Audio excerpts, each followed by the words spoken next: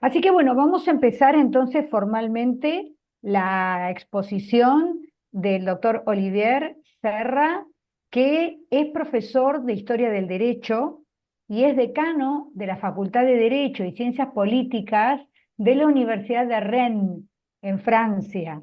Es miembro del Instituto del Oeste, Derecho y Europa del Centro Nacional de Investigaciones Científicas. Sus investigaciones giran alrededor de la historia del derecho económico y dentro de la historia del derecho económico ha trabajado temas que tienen que ver con la propiedad industrial, como por ejemplo los signos geográficos distintivos, las denominaciones de origen, las marcas, los negocios internacionales, los impuestos. Y ha trabajado un tema que ahora ha despertado muchísimo interés, que es la historia del derecho de la viña y del vino, y ha trabajado dentro de esos temas cuestiones que tienen que ver con derecho de los mercados y derecho de la calidad. Y ha trabajado también la historia de la ley, su génesis y los trabajos parlamentarios. Ha trabajado especialmente el periodo de la Tercera República Francesa, entre 1870 y 1940, y el periodo contemporáneo. En cuanto a sus investigaciones actuales, está dirigiendo y publicando, va a publicar en el año próximo, un libro colectivo cuya traducción al castellano es De las restricciones de competencia a la liberalización de los mercados, elementos para una historia europea del derecho empresarial. Es decir, que está muy centrado en todo lo que tiene que ver con la historia del derecho empresarial. Así que hecha esta presentación muy breve, le doy el uso de la palabra al doctor Serra, a quien tuve el gusto de conocer personalmente en la Universidad de Rennes. Y acá me quedo por cualquier cosa que necesite. Olivier, ¿vas a compartir pantalla? ¿Necesitas pasar un PowerPoint? No, no, no, no se Ok, necesita. entonces, the floor is yours. El piso es tuyo. Adelante.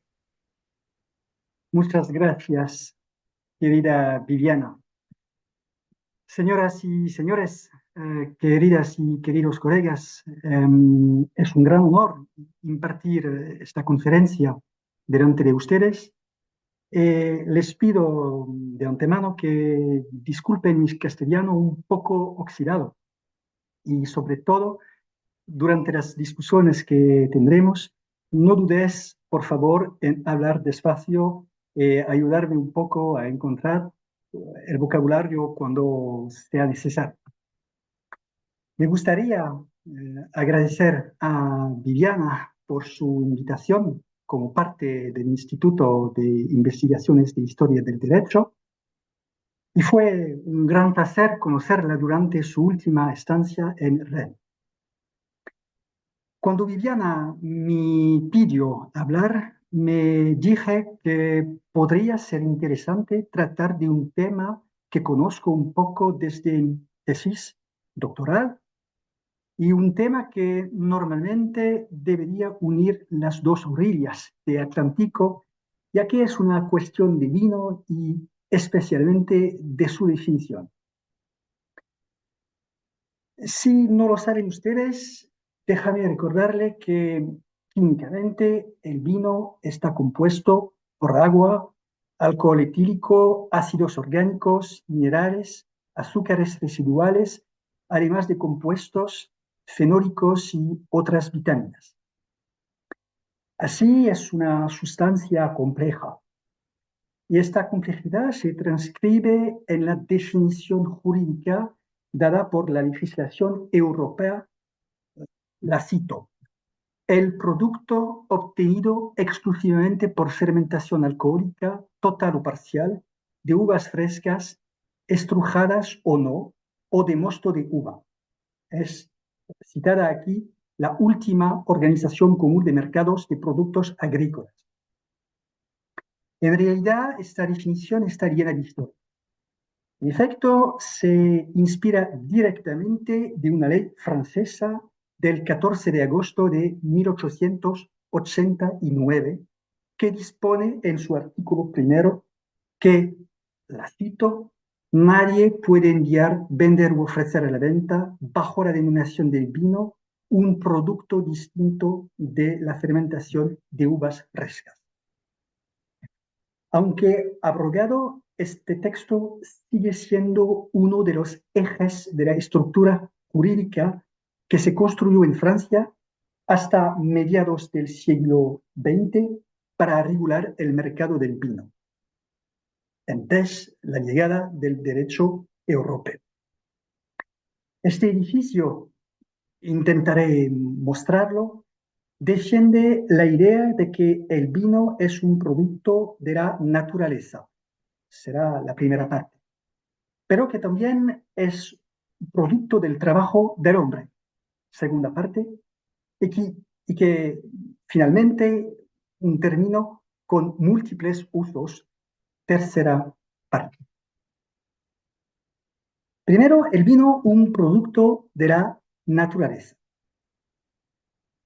El vino es el producto de la vid y a través de ella de los riesgos climáticos y criptogénicos. Como tal, la ley de 1889, que la definió por primera vez, nació en efecto de una crisis muy importante, la peor que ha experimentado la viticultura francesa. Esta crisis es la destrucción de los viñedos por la filoxera, un pulgón importado de Estados Unidos entre finales del siglo XIX y principios del siglo XX. Es decir, durante el periodo de la Belle Époque en francés, la hermosa época en castellano, el periodo entre el fin del siglo XIX y la víspera de la Primera Guerra Mundial. La consecuencia es el desarrollo de bebidas sustitutivas elaboradas o no con uva. Por ejemplo, los vinos de pasas, los vinos azucarados, más generalmente vinos o líquidos que contienen agua, alcohol, colorantes artificiales y otras sustancias a veces nocivas para la salud del consumidor. Sin duda, sin duda se tolera este tipo de bebidas cuando la producción es baja. Sin embargo, se vuelven indeseables cuando el viñedo se reconstituye y cuando recupera su productividad inicial. Estas bebidas se denominan vinos artificiales o vinos falsos. Y su presencia es tanto más difícil para los productores y comerciantes honestos cuanto que ya existe una legislación que reprime los engaños y las falsificaciones. Pienso aquí a diferentes leyes de 1851, por ejemplo, o de 1855. El problema es que estos textos son difícilmente aplicables porque es difícil detectar el fraude que evoluciona con el Congreso de la Química. Y entonces, a la represión debe seguirle la prevención. Este es precisamente el papel de la ley del 14 de agosto de 1889. En efecto, ya que esta última define el vino como producto de la fermentación de uvas frescas, crea ahora una norma jurídica destinada a poner fin a las usurpaciones de la palabra vino en el mercado de bebidas alcohólicas, lo que debería permitir, por tanto, su, diré, moralización. Esta ley permite sobre todo luchar contra procesos considerados injustos y, cada vez más, en la opinión de los parlamentarios franceses de la época, peligrosos para la salud del consumidor. Así, el artículo 7 de esta ley prohíbe añadir al vino ya elaborado o durante la fermentación lo cito, el producto de la fermentación o de la destilación de higos, algarrobos, flores de morra, campanillas, arroz, cebada y otras materias dulces. Ya que está construida como reacción a la comercialización de los vinos llamados artificiales, la definición francesa de vino corresponde, en la opinión del legislador de la época, a la de vino natural.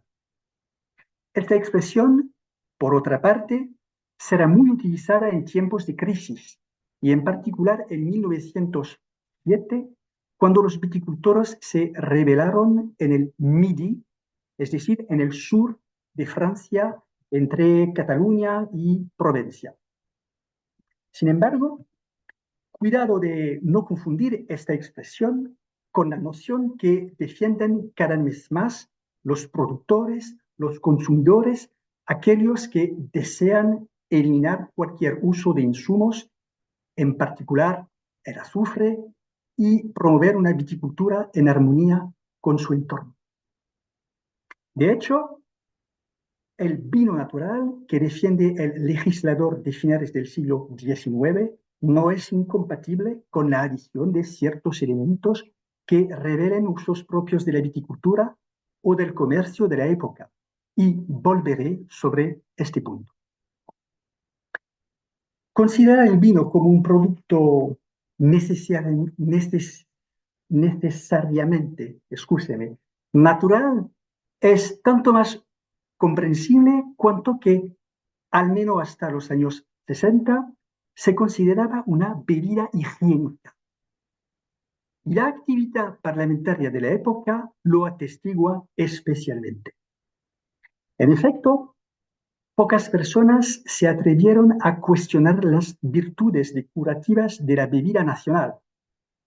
Pensemos, por ejemplo, en las asociaciones de propaganda del vino, muy numerosas hasta los años 1930. Pensemos también en la famosa obra de Pasteur, según la cual, lo cito, el vino es la bebida más saludable y higiénica. Por tanto, el legislador de la Belle Époque le aplicará una fiscalidad mucho más favorable que la del alcohol.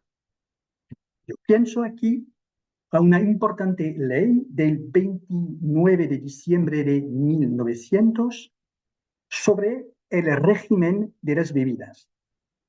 Es un texto cardinal en la historia fiscal del vino.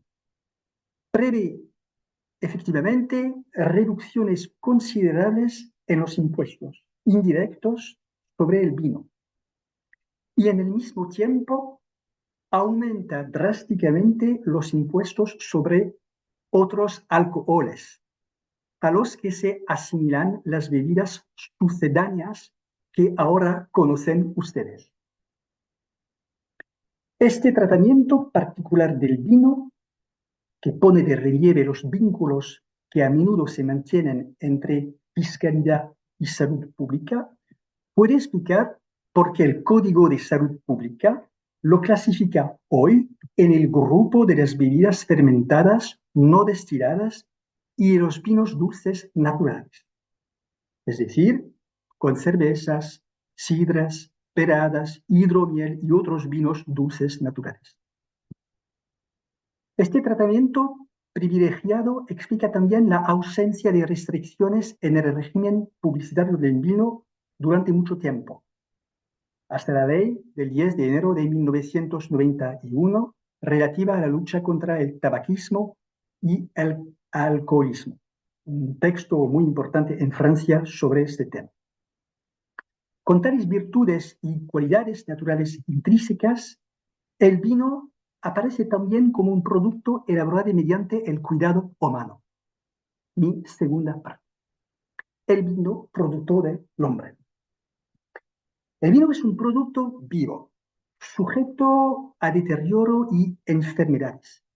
Por lo tanto, es necesario criarlo, a veces envejecerlo, para que se lo considere leal y comercializable, como se dice. Desde la antigüedad, el hombre ha utilizado diversas operaciones para mejorar los mostos o los vinos elaborados. El progreso de la ciencia, particularmente de la química, tiene algo que ver con ello. Además, la antigua legislación ofrece numerosos ejemplos de control de la equidad en el comercio del vino. Yo pienso, por ejemplo, en la acción de las corporaciones o en el intervencionismo de los poderes públicos. Sin embargo, la lógica liberal heredada de la Revolución Francesa hace de la autonomía de la voluntad la condición necesaria y suficiente para atribuir a un vino sus cualidades esenciales. En otras palabras, el cuidado de distinguir entre manipulaciones permitidas y manipulaciones fraudulentas es una cuestión de costumbre y de práctica. Y como dijo el profesor Roux en su tratado sobre el fraude en la venta de bienes, lo cito, nada es más flotante que un uso, ni más cuestionable que una práctica. Sin embargo, el legislador no dudará en reprimir desde finales del siglo XIX numerosas prácticas consideradas como fraudulentas, particularmente en relación con la joven ley de 1889. Esto explica, por ejemplo, las precisiones previstas por una ley del 12 de julio de 1891, una ley tendiente a reprimir el fraude en la venta de vinos. Este texto asimila al delito de falsificación cualquier adición al vino de sustancias extrañas como colorantes, ácidos o cloruro de sodio, por ejemplo, más allá de una determinada cantidad. El texto también limita el enlucido de vinos, práctica común en aquella época, al tiempo que exige la visualización de la operación en recipientes, barricas y papel. En cuanto a la ley del 24 de julio de 1894, relativa, la cito, al fraude cometido en la venta de vinos. Esta ley prohíbe cualquier adición de agua o de alcohol al vino, incluso cuando sean conocidos, es importante, por el comprador o el consumidor. Finalmente, el legislador reconocerá empíricamente ciertas prácticas enológicas. Sin embargo, será necesario coordinar todos esos textos diferentes. Y este será el objeto de la ley, muy importante ley del 1 de agosto de 1905. Ley sobre la represión del fraude en la venta de bienes y la falsificación de productos alimenticios y agrícolas. El texto es integrado en el Código del Consumo en 1993.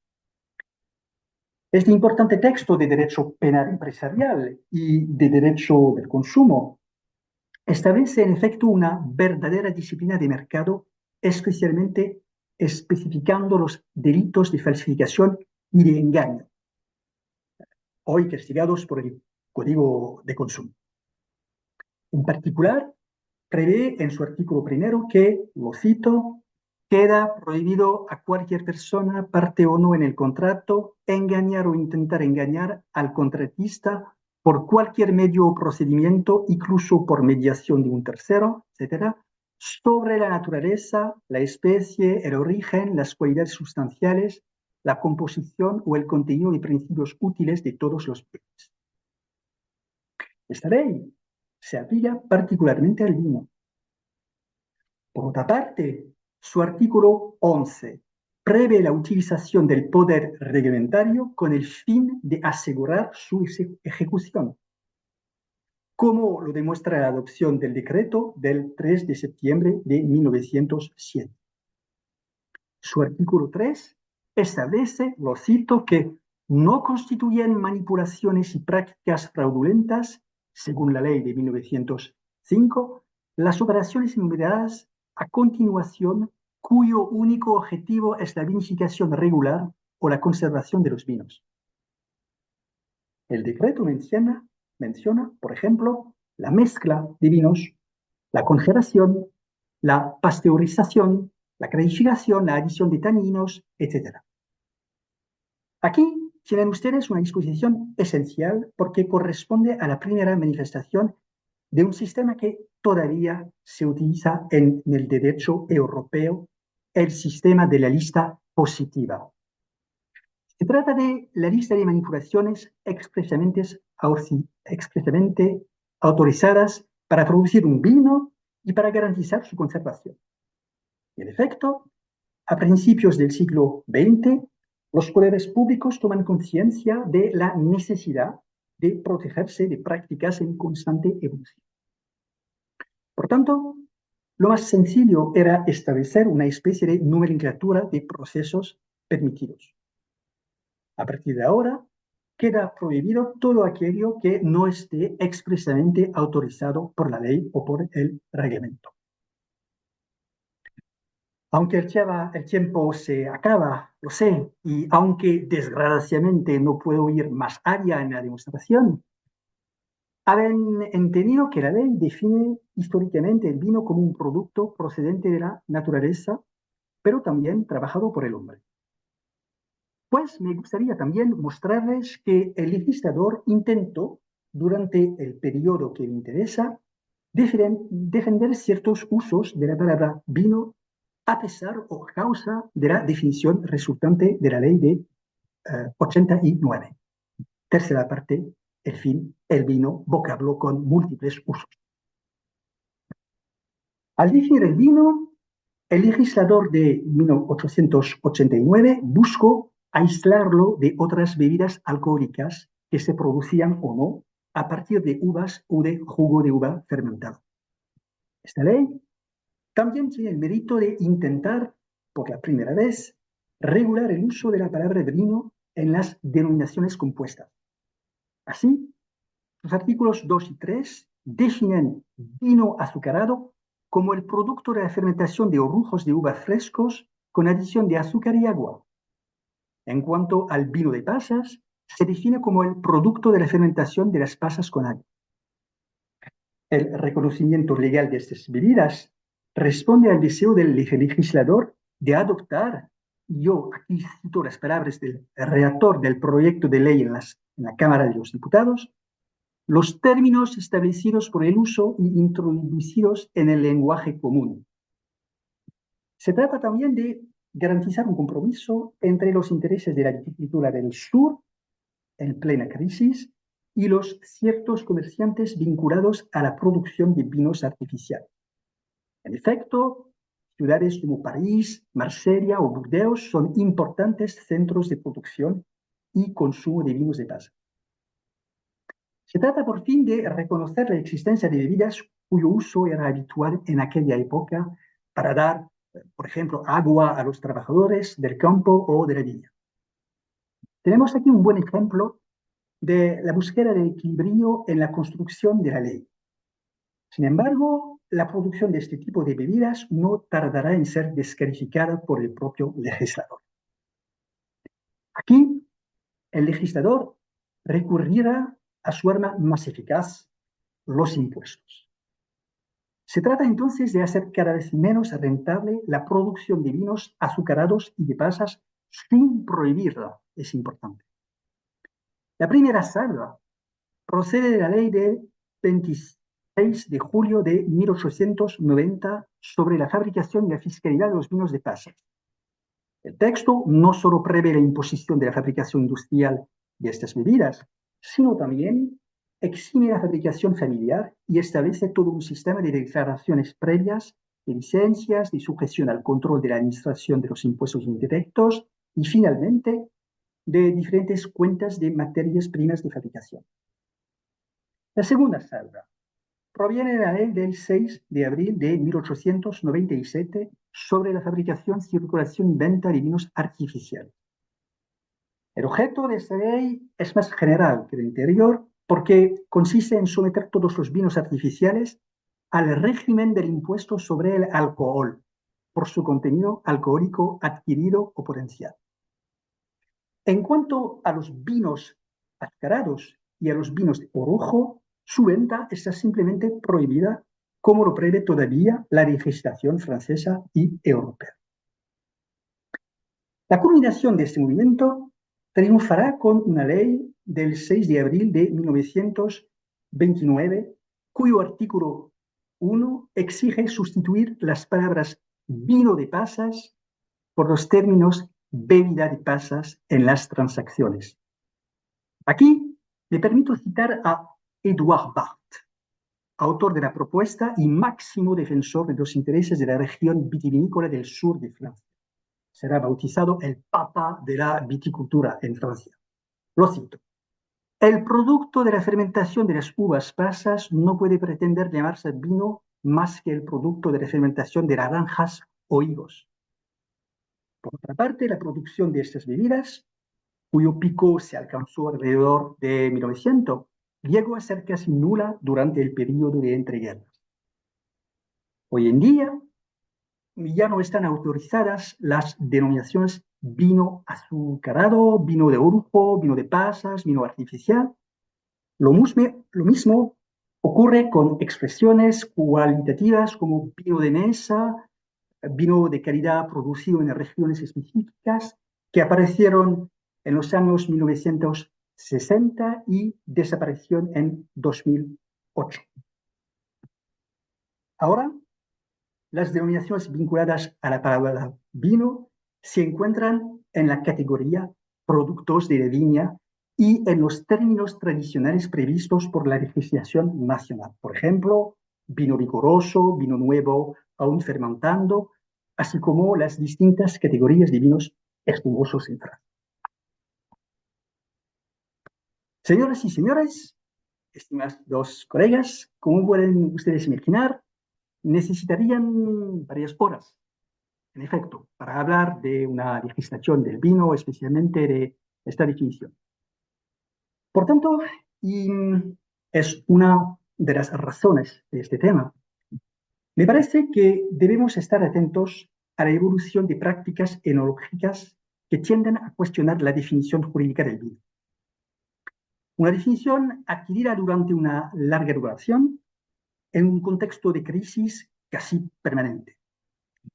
Entre los desafíos por venir, pienso en la cuestión de los llamados vinos sin alcohol o cero alcohol, cada vez más de moda entre los consumidores. La nueva política agrícola común europea 23-27 prevé de hecho el reconocimiento de los procesos de la desalcoholización parcial o total de los vinos en límites extremadamente bajas. En este último caso, el grado alcohólico puede ser inferior o igual al 0,5% del volumen. Se trata de un cambio muy importante, porque hasta ahora un vino desalcoholizado más allá del 20% y con una concentración inferior al límite permitido debía llevar una disminución de venta descriptiva indicando el proceso utilizado. Así, por ejemplo, bebida obtenida por desalcoholización o bebida a base de uva. Una reforma de este tipo, cuya aplicación aún está por definir, cuestiona fuertemente la definición del vino. Es una señal de la creciente importancia de las consideraciones de salud pública, pero también del cambio de las modalidades de consumo, lo que de hecho corre el riesgo de hacernos perder de vista los 130 años de luchas que nos separan de la votación de esta ley de 1889. Les Viviana, se está agradezco por cortar mucho. la Sí, grabación. sí, sí. Sí. Bueno, muchísimas gracias, Olivier. Lo que vamos a hacer ahora es salir de este Zoom y volver a entrar para comenzar con la etapa de los comentarios y las preguntas, porque este Zoom se termina, es gratis. Entonces ahora salimos y volvemos a entrar con el mismo link. Pues salimos y de nuevo con el mismo link. Ok. Sí, ok, nos vemos en unos minutos.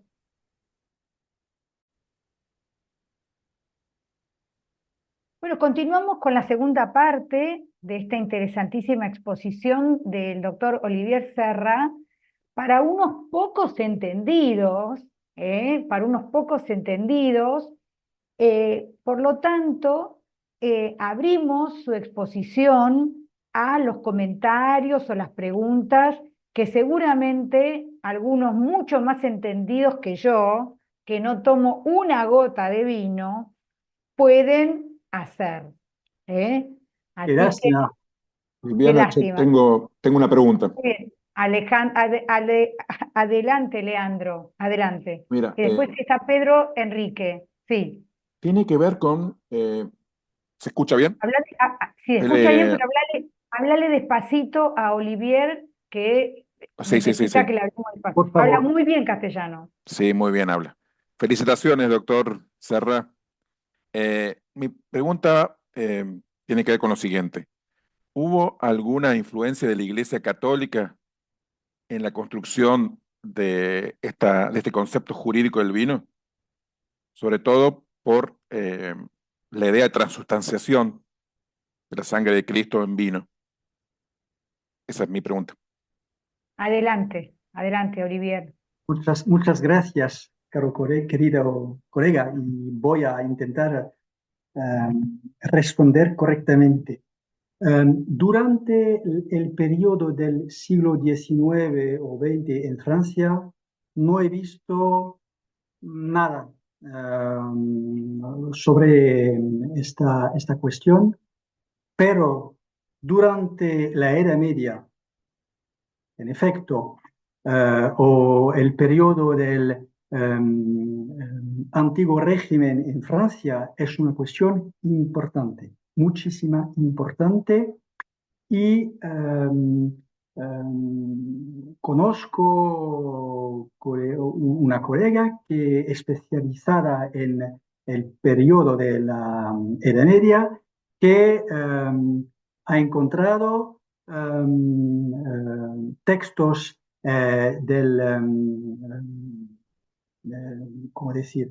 Del derecho canónico para explicar en efecto la manera con la cual tenemos que ver el vino o la manera con la cual tenemos que producir el vino tinto en primer tiempo y después blanco, lo sabe usted. Pues por este periodo ningún problema, hay, como decir, fuentes jurídicas en el derecho canónico sin problema, pero por el periodo eh, contemporáneo es diferente. Sobre todo porque en Francia hay un momento muy importante, 1905, es la ley de la, ¿cómo decir? La laïcité. Ah, eh, La ley permite, de la cité. ¿cómo decir? Es un concepto en laicismo, sí. Una ley importante en 1905 sobre el laicismo. Pues en Francia, en el Parlamento de este periodo, los diputados, los senados, fueron bastante laicos, ¿no? ¿Cómo decir? Laicos, laicos. Laicos, sí. Pues yo pienso, no he encontrado nada en los labores parlamentarios. Muy bien. Hay Espero una, que después. gracias. Me parece que había una pregunta vi una mano de Pedro Enrique Carlos, que estás ahí, Pedro Sí, Enrique. Por favor, sí, presentate. sí. Mi nombre es Pedro Enrique Carlos, yo soy brasileño. Yo estoy como estudiante de doctorado en la Escuela de Negocios de Copenhague. Y yo estoy también estudiando el vino, pero un poco más por una por un otro hogar, desde las cadenas de producción global, las Global Value Chains. Yo intento entender cómo que estas otras formas de regular la actividad vitivinícola se involucran en el derecho, con el Estado y con las corporaciones, etcétera. Pero yo tengo preguntas que tienen a ver con la historia de la legislación del vino, que son, ¿se puede hablar un poco del papel de la Organización Internacional del Vino y de las Vinícolas en la construcción de esta legislación? Porque yo sé que la fue fundada en 1924, ¿sí? También hay un impacto desde los productores de Argelia, from Algiers, en esta legislación, porque yo comprendo que después de la plaga del filoxeria, muchos productores de Francia, de España, fueron a Argelia producir vino, y hay un tipo de disputa entre ellos y los productores en Francia después sobre lo que significa vino, etcétera. Entonces, puedes hablar un poco sobre estas cuestiones. Muchas gracias. La charla fue buenísimo, muy interesante. Muchas gracias. Yo digo muchas gracias. Ahora, hay diferentes preguntas aquí. Si he entendido, usted me ha hablado de la Organización Internacional de la Viña y del Vino, creada en 1924, y fue un oficio en este periodo. Y, ¿cómo decir? Este oficio tiene un boletín que permite conocer eh, la- los labores de este oficio. Y no he visto, como decir, una manera especificada de este oficio de tratar el problema de la definición del vino. ¿Por qué? Porque Francia y la ley de 1889 fue, yo pienso, eh, la, el primer país que intentó definir el vino. Pues la Organización Internacional de la Viña y del Vino está marcada, es posible en que se llama, está um, um, preña de la manera francesa de ver las cosas en este periodo. Entienden, espero que están entendiendo.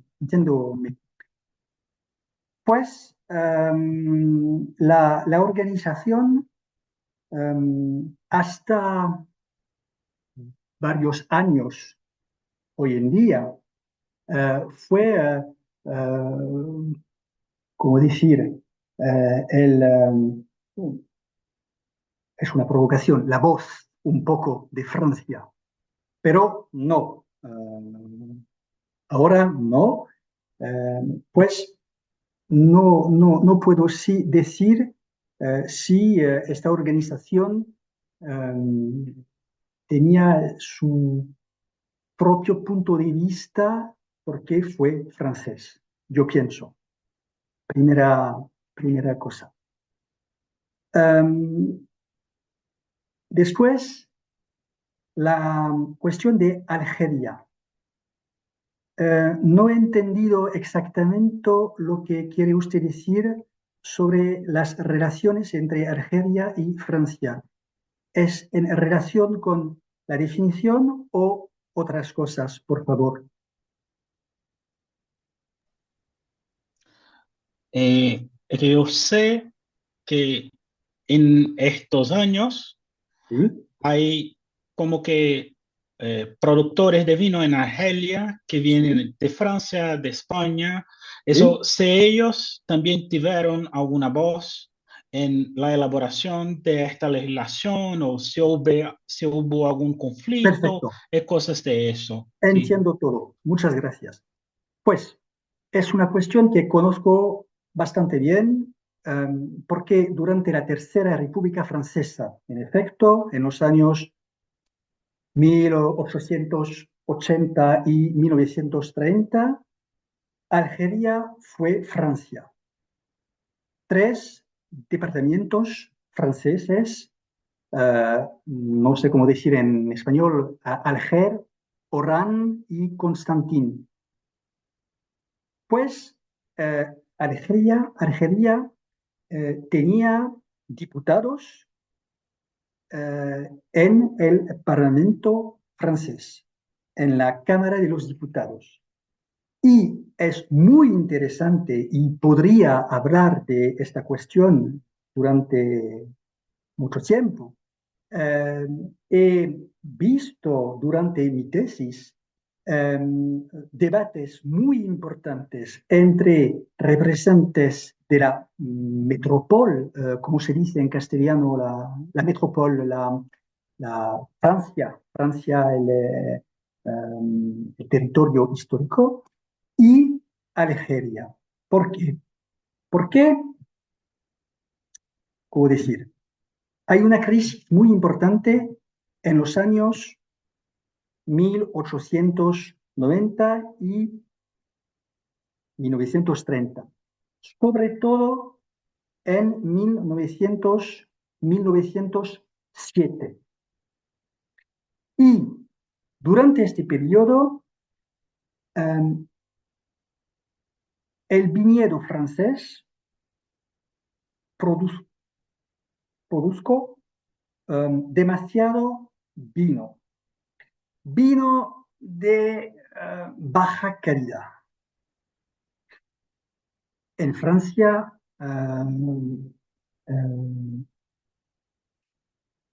two, ah, no sé, También. también, es, son las 9 en Francia. Eso es porque, Pero disculpen, ¿tomaste vino o no tomaste vino antes de hablar? La perdón, verdad, ¿bebiste vino antes no, de la no, charla o no? Ah, solo ah, agua, ok. desgraciadamente. Y no sé qué estuvo diciendo. Sí, en este periodo hay una crisis de producción en Argelia y en Francia. Es el mismo país. Y vinos de calidad baja en Argelia y en el Midi de Francia. Pues diputados franceses eh, dicen en este periodo eh, que la falta es la de Argelia. Hay diferentes argumentos utilizados por los diputados o en el Senado. Si recuerdo, hay un problema político. Un problema político porque en este periodo los republicanos están fuertes en el Parlamento, en Francia, pero hay la izquierda y la derecha. Y para simplificar, los diputados de los parlamentarios de Francia piensan que hay un problema de propiedad en Algeria, un problema de propiedad demasiado importante, eh, Y sin embargo, en Francia la propiedad es pequeña. No sé si entiéndeme, ¿sí? Pues hay este problema de lucha entre dos maneras de producir el vino. Las grandes explotaciones de Argelia y las pequeñas de Francia. Pues con argumentos políticos diré que em, hay dos maneras de vivir la viña. Y el problema más importante entre Argelia, que es Francia, y Francia historical, el problema más importante no es la definición del vino, no es la cuestión de las denominaciones de origen, por ejemplo. No existen. Las denominaciones de origen eh, fueron creadas en 1919. Pues el problema importante entre las dos regiones es un problema de producción, un problema de, um, ¿cómo decir? No, encadrar el mercado, ¿cómo decir? Moralizar el mercado, poner un, regular, sí, Regular sí, el mercado. muchas gracias, perfecto, es la palabra.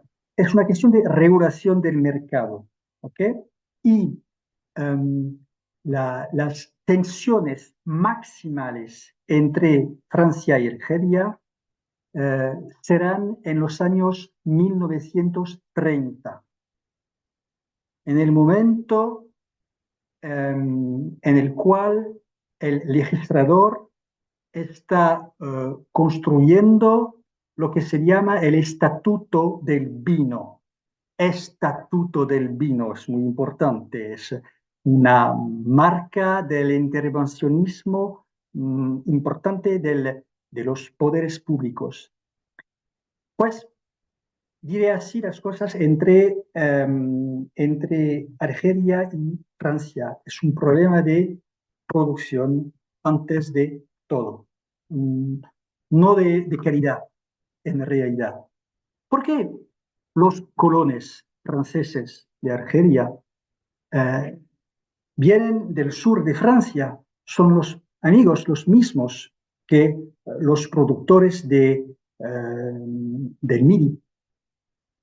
Y lo Filocera está aquí también en Argelia.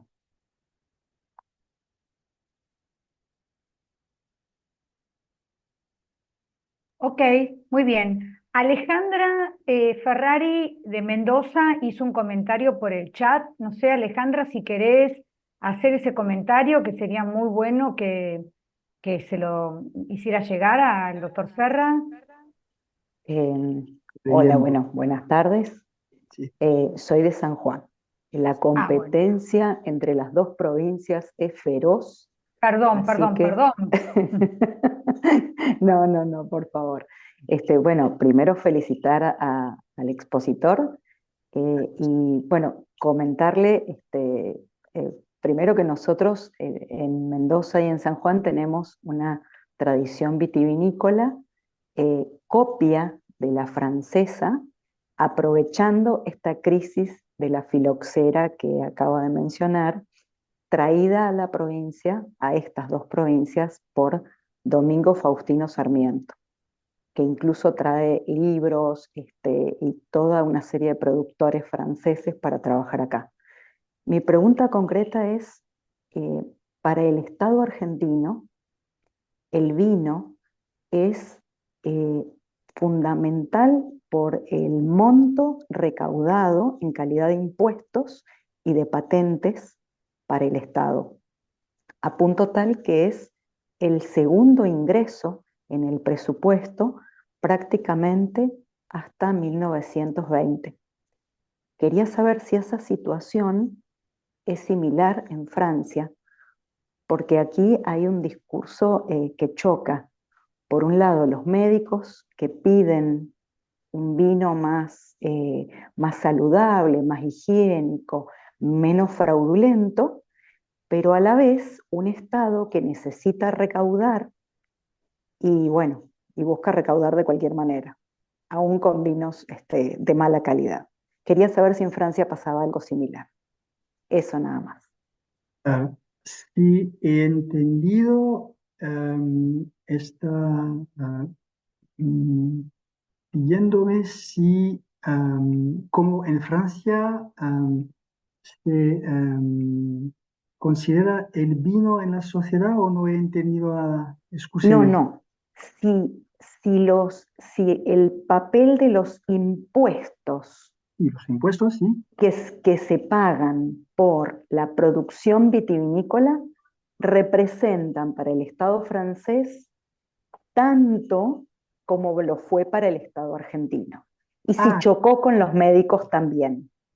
¿Sí?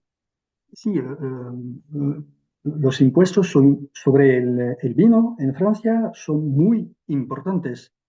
Históricamente fueron muy importantes, porque yo pienso que el vino es el producto más imposado de la historia y el más viejo en esta historia. Es el primero, eh, la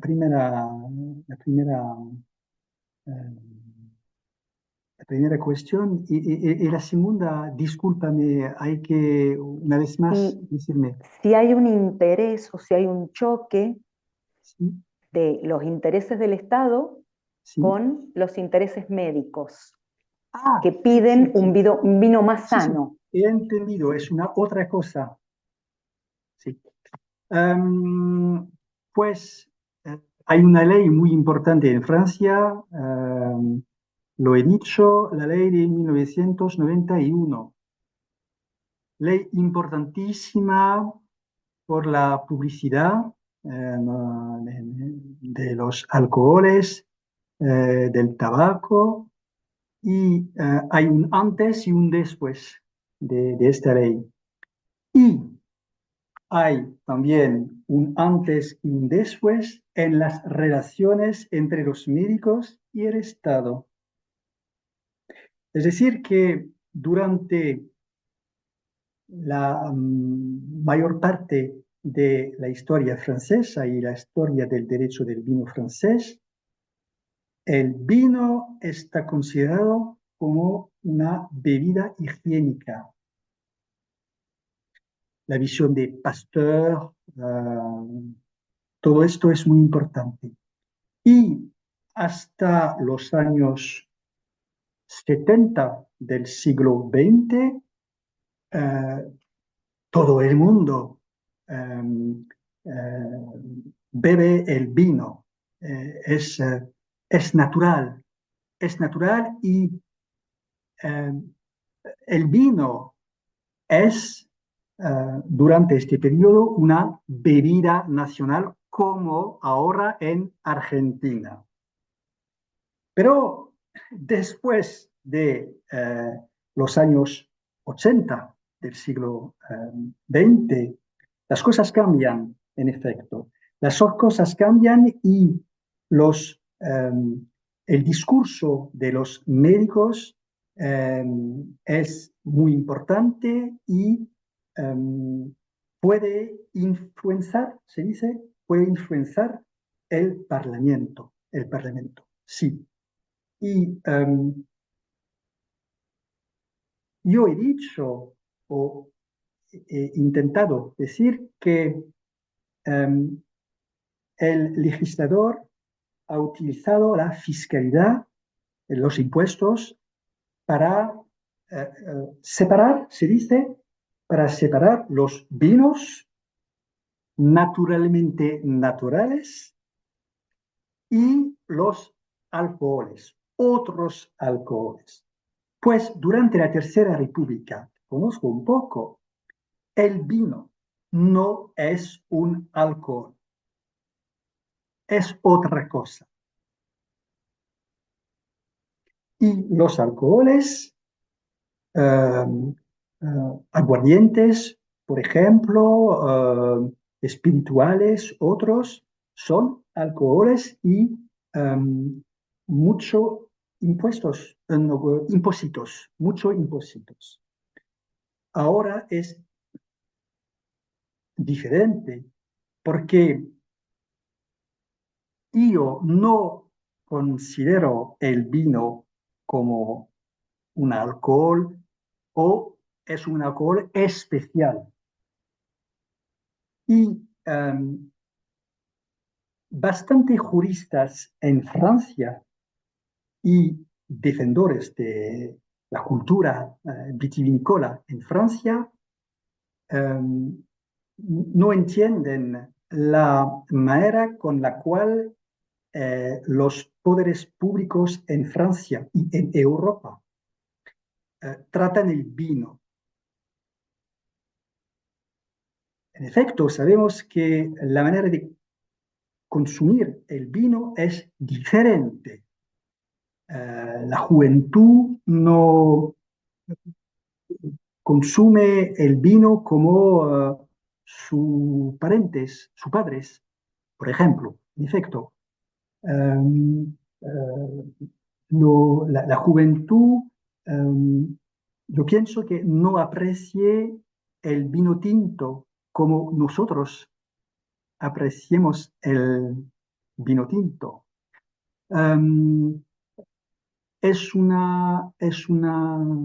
problema, yo pienso, muy importante no solo en Europa, sino también en Latinoamérica.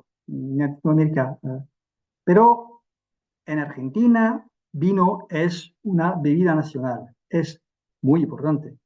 En Francia, yo pienso que es historia, desgraciadamente. Muchas gracias. Ya se nos está terminando el tiempo y acá dejó una pregunta Alejandro Domínguez Benavides de Argentina, que se tuvo que retirar. Si cuando vos trabajaste este tema, pudiste encontrar, no sé si lo trabajaste, por eso no sé, pudiste encontrar algún antecedente en Francia, en el derecho bajo medieval, acerca de la regulación de una incipiente industria vitivinícola. ¿Se entiende la Pues pregunta?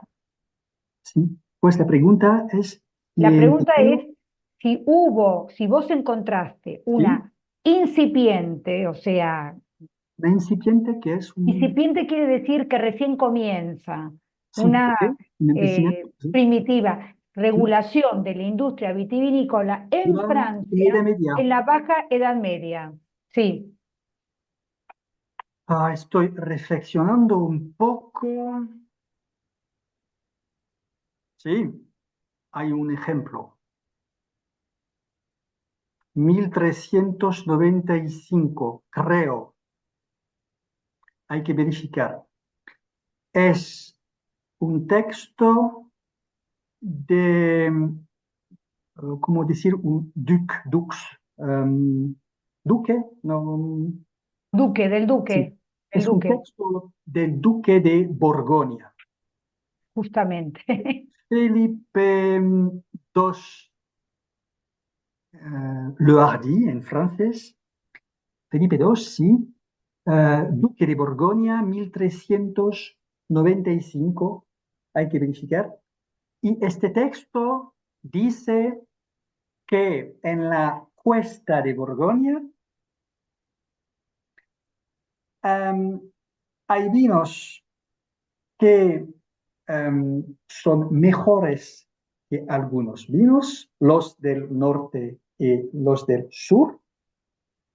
Y este texto nos explica que la cepa pino, ¿cómo se dice pino en castellano también? Pino, Pino pino. solo puede ser utilizada en el norte de la cuesta por los mejores vinos. Y en el sur de la cuesta, Cuesta de Oro se dice en Francia, en Borgoña, solo puede utilizar el gamay. Gamay, no sé cómo decir. El gamay, voy a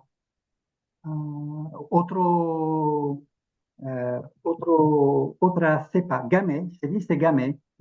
Sí, amén. Pues es un texto de regulación, 1395. Y estoy reflexionando, sí, hay otras maneras de hacer, pero no soy especialista de este periodo.